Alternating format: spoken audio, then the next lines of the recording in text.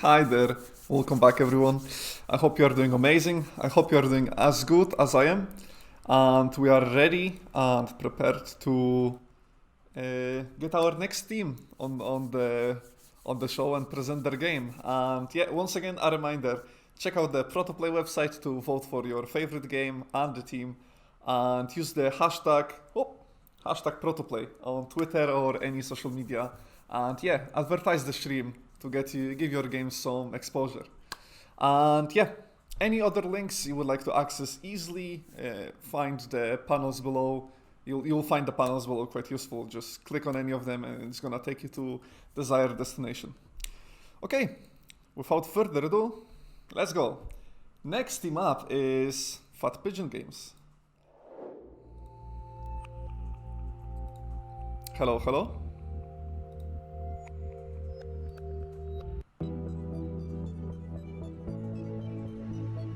Hello.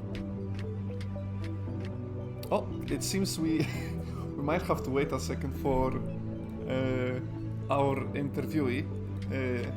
But while that's happening, I'm gonna just tell you guys about the game just a little bit without jumping into any details. So the game is called Leap. You can download it from itch.io if you would like to find out more. So that's !Fat Pigeon Games if you would like to find out more. Through their Twitter, I believe you should be able to get an itch.io link. I'm not sure exactly, because some of the games are actually not made public yet, but definitely follow them if you would like to find out more about the progress they are making on the game. And yeah, the game, from what I've experienced myself and the gameplay I have seen on the video and the time I have tried it myself, it's a very engaging platformer with sort of puzzles which are extremely interactive and demand of the player quite some reflexes. As we can see on the video, the player is actually given a certain amount of platforms to use at each stage, and they have to use them very wisely to clear those stages. Bartek? Oh, hello? Apologies, I just had some issues with my microphone. Oh, It auto-muted myself, so... Okay, there you are. Yeah, apologies for that. Alright, so I'm back. Okay, now you're back. Now that you're back, tell us about your game, yourself, and your team. Go on. Alright, so finally, after a bit of a delay, I can start. But my name is Arthurs, or Arthur, however it's easier. I'm the team leader, and our game, Leap, is a first-person puzzle platformer game, if you can call it like that, which is mostly inspired by Portal. And how we can describe it is that we added more freedom to the whole mechanic of Portal, of puzzling and traversing the levels. And in our game we will be having several different game modes. The first one that you're looking at is going to be the challenge mode, which is going to be for more hardcore players who like to compete between each other in different levels for the speed. So we're looking for speedrunners. I see. Who will be interested most in the game. And another one, which will be later in the video, is a story mode, which will have a story of Eloise and Haswell, so our main characters, who will be basically trying to survive in an unknown world. And you will see a glimpse of the first level of the story later on during the video. Okay. So I think that should be all in terms of describing overall. And the main mechanic of our game is mostly surrounded around the weapon that we're using, which is Platform Fabricator. It's basically a handheld 3D printer. Nice. That's the best explanation you could give to the players here. Yeah, it's a handheld 3D printer that shoots canisters that afterwards spawn different platforms that you can use to traverse the levels, the environment. Yeah, no, the concept of the game is great. I had a opportunity myself to give it a go, and it was actually, I found it quite challenging, which was good. It made for a rewarding gameplay, you know, and I was expecting the game to give me only an option of one platform, but having discovered there are a few with each doing a different thing, it sort of opened up, you know, it opens up so many possibilities of how you want to complete certain puzzles, or more like challenges which are skill based, you know. Yeah, that's what as our aim for the game. You got it done quite well, I would say. Yeah, we're aiming for the freedom, so that the player can choose however they want to complete the level. So that there won't be just one path, there would be multiple, and the only restrictions in terms of choosing which path is your imagination. How? Yeah, no, that's great. Keeping it nice and open. It's almost like it's the choice how you go through the world is up to the player. So even though it's like somewhat linear, the player still has the opportunity to go through it any way they want, you know, which is great. Yeah, because we are aiming to hit not only the hardcore speedrunners audience, but as well casual players who like Portal, who will be maybe a bit more slower, maybe a bit more faster, but they will have a choice in how they want to make the pace of the game, of the level that they're completing. Yeah. So it's up to player to choose the pace. I see. So like in the video, like we're using the jump platform with the normal platform. It's a bit more slower, a little less riskier, but later on they might choose a bit more different combination, which might be more faster and more riskier. It's up to the player. Yeah, no, I certainly can see how some players, there is a clear way of crossing some of these puzzles, right? But then again, there are some very skill-based, so like 50-50 choices you can make, which can only work out if you play it out properly. So yeah, it definitely has the easy to learn, hard to master feel, you know, which is great. Yeah, so like in that section that you just saw in the video, like you step on each of those rocks, but if you're a bit more experienced with the mechanics of the game, you can skip the level with like 2 rocks. Wow. So yeah, it's up to the player how they want to complete the level. I see. You mentioned Portal for your inspiration. Was there any other game that sort of influenced your choices? Well, mainly the Portal, but as well we were looking into Siam, the Speedrunners from Hell, I think was the game called, which as well is a first-person platformer, and it's aimed at speedrunners. So it's a fast-paced game, and what we're looking into is the mechanics, the movement, because from Portal, what we're trying to do is we're trying to sort of like mimic the movement of the Source engine, which was like really smooth and fast in terms of like in the air movement. So we're trying to mimic all of that and to make it really smooth movement, because what the biggest issue we have is tweaking the mechanics. I see. Mechanics are simple, but tweaking them to be really good is kind of hard. We went through lots of testing, and we're still going to be doing a lot of more of them just to tweak it to be the best possible. How's your feedback from that testing then? Have you had much of it, like from the players, maybe some speedrunners that already tried to complete your game in 10 seconds? We haven't. No, we haven't yet had anybody who could complete the game in 10 seconds. I mean, I'm joking, of course. Yeah, but obviously we had a small group of testers, and the feedback that they gave was really good, because they reassured us that the whole concept is really great, because we were collecting overall like feedback about like how they feel about the game. Do they see that they will buy it in the future once they complete it? Will they be like, you know, interested in spreading the word about the game to their friends, so that they would play together? and the oral feedback they rated above the average. Like that was the minimum. Like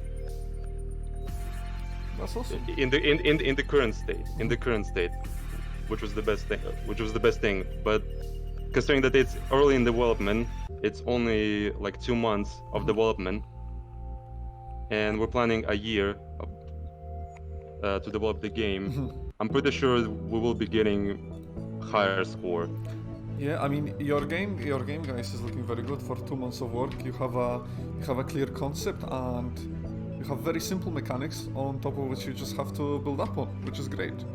Yeah, for the transfuser, we were focusing on just giving the overall feeling of the game, the mechanics, the concept. We were trying to give it so that the player would understand the game rather than like have a bit of like questions about why they would make this kind of decisions. So we were refining them rather than adding more content. I see. Well, we are talking about the content a lot. What's the one piece of content you are most proud of? The one thing that you are just super happy with?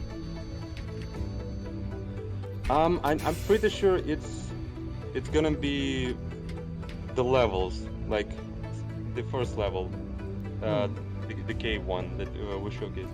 Even though it's like 40% of the level that we're showcasing right now on the video, it's still really good, and we're gonna be refining it more and more to make it more beautiful. And as well as the tutorial level itself, we had a lot of work done in it to make it sort of like virtual reality kind of feeling to it. I see. Yeah.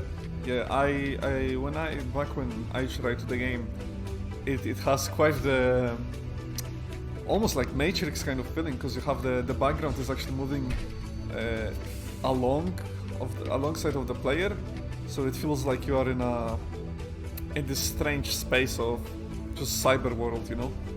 Yeah, because in the lore, this is the virtual training for the platform fabricator, and the company that developed it is trying to save the money as much as possible. So it has this minimalistic look, it looks empty, and yeah, that's about it in terms of the design that we were looking to, is like the minimalistic and cheap design of the, and then afterwards the story, when you get into the cave, it's like filled with lots of details. Not yet, but we're going to be adding more to it because it's still early to us. Is there anything you would want to redefine, anything you want to tweak, some changes you would want to make? If you had the opportunity, you know? During the transfuser? I would say so, yeah. I'm pretty sure during the transfuser it would be adding more story to the game. Because right now it's really barren. We have the level, but we don't have any content that would explain. Because we were looking into it, but that was a bit too much work for us in that time, and so we moved it further down the development. I see. Yeah, that's understandable. So you were developing the game, you mentioned, for 2 months now, I believe. Yeah. So has the scope, have the plans for what the game is to become, has the plans changed? Has the scope changed since you enrolled on Transfuser, or did it remain the same? The overall game is going to be remaining the same. The only thing that changes is the development of it, because what we were first starting the development, we were focusing on delivering both the story and the VR levels, and it was really hard to develop them at the same time. So what we're doing now is focusing on one part specific, which is the challenge levels, the VR world levels, and afterwards we're going to be moving towards the storyline after we finish with the VR missions and levels. You are mentioning VR. Is this in development for VR as well? No, it's not development for the VR. It's the VR simulation feeling of that challenge level. Yeah, I had to clarify. Yeah, because what we're gonna be doing is we're gonna be making it so that those VR levels, they're gonna be looking much more different than the story level, of course. And not only that, is the UI as well will be changing, because we're gonna be making in the story mode that you will have sort of like a helmet effect, screen on the helmet effect. I see. Yeah, yeah. So we're gonna be overhauling everything. Would you say it's something like similar to first game that comes to my mind, like Halo? Yes, sort of like Halo, as well as there was another one that, which was like a Call of Duty in space. Ah. I They think I had know really- which game you mean, but I don't remember the name as well. Yeah, I don't remember the name as well. We actually played during EGX I that see. game, but sadly I forgot the name of it. But yeah, they had those astronaut helmets, and they had everything of UI just having on the screen, Yeah, yeah. like in real life. So we're going to be trying to replicate that kind of feeling. Did you mentioned a lot of focus going towards like speedrunning communities. Have those influenced your decision making? Yeah, because I'm this kind of guy who likes to have a challenge, try to do as fast as possible to the levels and stuff like that. And there aren't that many games that could be said that they are developed for the speedrunning community or for speedrunners in thought. And that's a really great opportunity for us, as the market is pretty barren. So we're going to be using this chance to get our game out and have a good chance with that audience, because we are focusing on delivering a game that they will like. I see. So very extremely focused target market. Yeah, for your it's case. yeah, because the challenge levels, the challenge mode overall will be specifically made for like speedrunners and those who like to challenge themselves, while the story will be more for the casual players, like the people who played Portal 2 and 1. Yeah, yeah.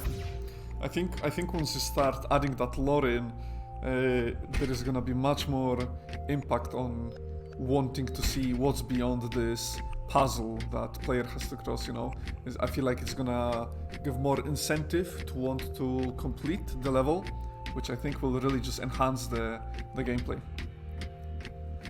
Yeah, the story I think will enhance the story mode overall, like because right now you're just walking through the cave, but we're gonna be adding dialogues in the game, and as well as collectibles and stuff like that you can find through the levels, so that those people who like to explore, they will have something to find and think of it as a reward.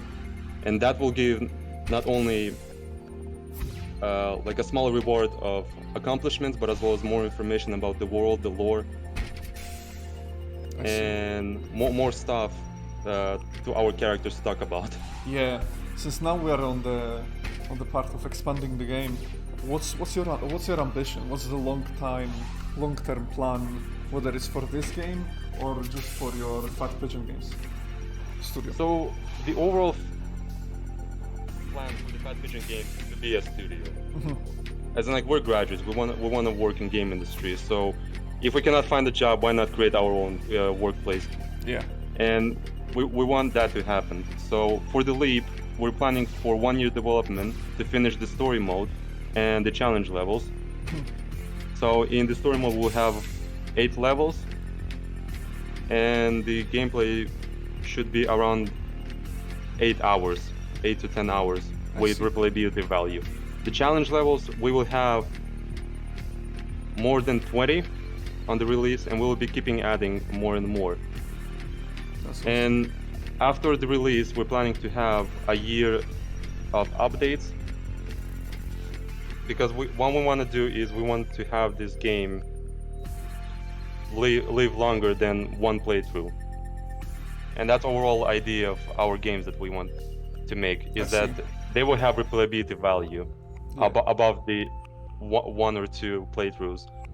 So what we're planning to do, for now at least, is to add map creations, mod support, so that the players, even outside the game, they could have something to do. Well, maybe like create a level Yeah. that they want to compete, or like share it to others. It's really giving. So- Sorry for the interruption. I just wanna say that it's really giving players a lot of idea and space to develop as a community, and I think it might really help to grow the game. Yeah, because what we want to have is a community that will play the game, be loyal. We want to be close to the community that we will have. And how we can do it is by giving them ability to change the game however they want. We're still looking into adding multiplayer down the road at the end of that 1 year update plan. But overall, the first two things that we want, the mod support and the map creations, we want to add that. I see. Yeah. No, it will certainly be a big thing, especially for a game where you're looking to, interest the speedrunners, and certainly having that ability to create your own levels will be like, oh, you could challenge your friend, with your own level and be like, I completed this. Can you complete this in this time? So it's a good way of expanding the audience, I think. Yeah, because even the games like Half-Life, Skyrim, they're still relevant to this day because of the modding community. Yeah. So we want to have that kind of thing as well with Leap, is to have modders and map creators still have fun doing things with our game, and make even other people play our game. Yeah. No, that's great. That's awesome. So, have you actually, when you started developing the game, did you have in mind what we are talking about now, which is having this game be tailored for modding as well, or did the modding aspect come in once you started designing the levels? The modding part came early in the development, like before we started creating the levels and everything like that, because we straight away wanted to make the game long-lasting. So we were thinking about how to implement all of this stuff. I see. So, right off the bat, you already knew that you want to have that option for players to create their stuff, which is great. You were thinking about it early. It always helps to execute once you set out the clear plan early into development, right? Yeah, just we wanted to clear things up straight away so that we wouldn't have confusion. Even right now, we have a bit of confusion in development in terms of story, so we're kind of going back to it and adding more stuff so that we could basically confirm what we want in the game and then continue on development, so that we wouldn't be going back to development of the story, or like just going back. Yeah, I see. No, definitely, you want to just execute on your scope, without having to rework too many things, right? Yeah, like we don't want to have a hassle of figuring out some problems that we weren't planning to have. We are getting a lot of compliments for the sound design of your game. I'm reading the chat. Many people are actually finding the music quite good in the game. Yeah, we have Scott, our sound designer, who did a lot of work in the game. Do you want to give them a shout out? Yeah, like Scott. I think he's at work right now, so he's not in the chat or on the stream. But I think Alberto, our lead programmer, who is right now moderating the chat, he can maybe give a link to his Instagram or something to maybe people to follow. I don't think it will work because our chat is moderated. So if anyone is pasting links, just bear in mind that they might not work. Okay, well, I guess then on Twitter then. If you can always go onto Twitter of Fat Pigeon Games, and let me. Exactly. Join our Discord if you scroll down, guys, and there is a panel with the Discord. Click on that. You're gonna get a direct invite to our ProtoPlay Discord, so you can ask any questions from the developers and get any links in the Discord. They'll be able to provide you with a lot of content from their game development. Let me just bring up the socials of your team. Fat Pigeon Games. There you go. There's their Twitter. Speaking of your Twitter and speaking of your name, why are you called Fat Pigeon Games? There's actually a backstory to that name, and the person who is connected to that backstory is watching, so okay, they might. They... I can share the information later on Twitter. Okay, I see. Okay. But it's really funny, and it's a really funny story. Yeah, many teams, most team names, I always ask people because it's interesting, you know, how did their team come to be? It's like, it's part of your story, you know? And it's really interesting how everyone has their own thing, you know, for their name. There is always a story behind it. That's why I always ask. It's interesting. Yeah, I mean, for us, because we are a group that worked through the uni on multiple projects, on multiple game jams, and we always had some funny names, right? Like Rubber Ducks on Fire. I see. So we wanted to continue with this tradition of ours. I see. Keep the trend up. Yeah. I mean, if you're having fun with your team name, then the games you're producing are even more likely to be fun to play, right? Yeah, you can expect something from a Fat Pigeon Games. Awesome. So is that a name you're gonna be perhaps settling on right now? Yeah, we're settling on Fat Pigeon Games for now, and hopefully until the end. Yeah. But if we might grow more and more bigger in the future, hopefully, maybe something more professional. But we will see. Most likely, I'm pretty sure like 65% is gonna be that we're gonna be staying with the name. Okay, awesome. I'll be on the lookout for Fat Pigeon Games. Oh, you can follow us on Twitter. Yeah, the link is already in the chat. Yeah, and keep an eye on development. Yeah, keep an eye on the development. The game is really fast-paced. It's engaging. You got different mechanics. They're very simple, hard to master. I mean, the game is just it's right there. It just needs content, you know. It's pretty much, it has the basis for greatness. Yeah, because the mechanics are finished. They just need tweaking. Now it's time for content. Sorry, go on. Yeah, so like now what we're looking into is overhauling the visuals. So like the platform navigator, the gun, we will be overhauling with higher poly model. I see. And all the platforms and everything, we will be making them a bit more prettier. I see. As well as optimizing them. Because what we want to do is we want people, even with less powerful machines, play the game and have a good experience in it.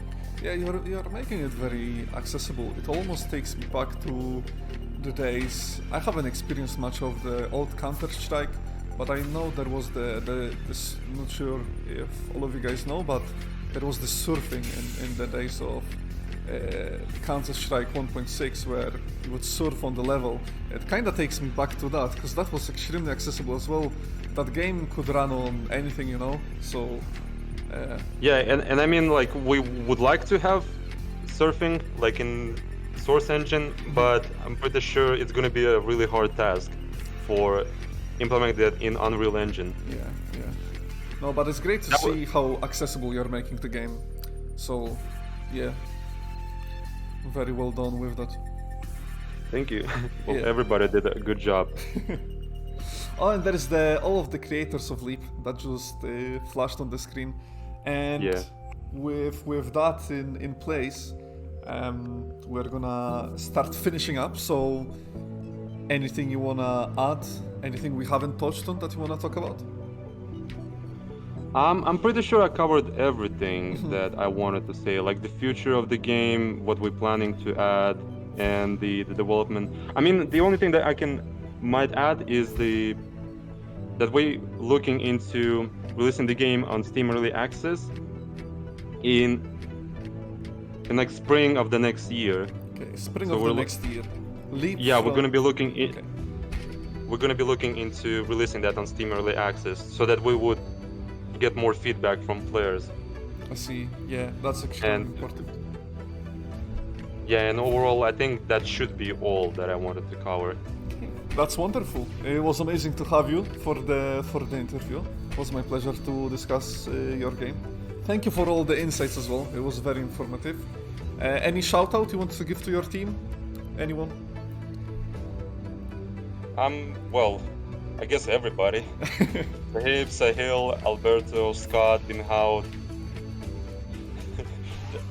Thanks for all the hard work. And let's continue on. There you go. That's the pep talk Developing your team needed. Let's go. Awesome. Thank you so much for the interview and take care. Alright, thank you. Cheers, bye. Okay, that was a leak from Fat Pigeon Games. If you want to find out more about them, check out their Twitter, !Fat Pigeon Games to get the link. If you want to vote for them, there is in the panels, just click on the website panel with the ProtoPlay logo and go and vote for your game. We're gonna go on a short break once again, just about 5-10 minutes, closer to the 10 minutes, and we're gonna be right back with the next game. So this is your chance to grab your snacks and any drinks. We'll be back very short. Oh, see you soon.